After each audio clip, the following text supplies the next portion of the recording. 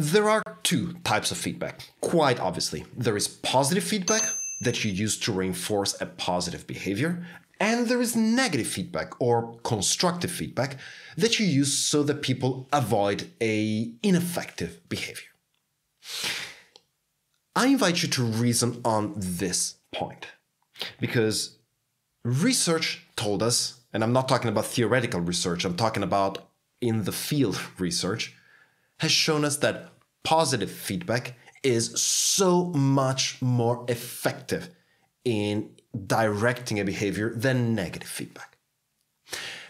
And on top of this, the same research has showed us that providing positive feedback is something that is a lot less risky. It is a lot easier to give, and it's a lot less likely to backfire. Negative feedback, instead, is more difficult to give in an effective way. Basically, it's more likely to backfire. And on top of that, its effects are lower. It's less effective in directing behaviors. So let's try to answer to this question, which is, why is it that in most cases in our professional life, in any sector we're active in, most of what we hear is negative feedback? Even if someone is paying us a compliment, is telling us, well done, there is always a constructive criticism aspect to it. Maybe next time you could do it even better by doing this and this and that.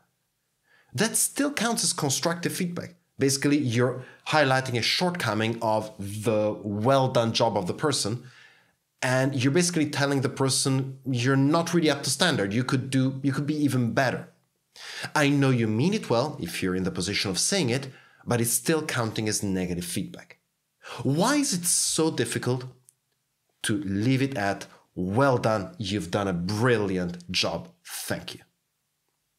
Is it because of vulnerability? Is it because of cultural differences? I don't know, and probably it's because of both in different contexts. Thing is, the effects of positive and negative feedback remain. And my suggestion for you is to listen up around you and listen to how often you hear feedback being presented in a positive or in a negative way. And that includes yourself.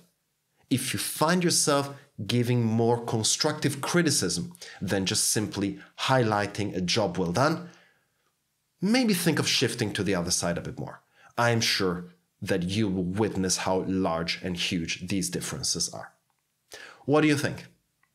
Thank you, and talk soon.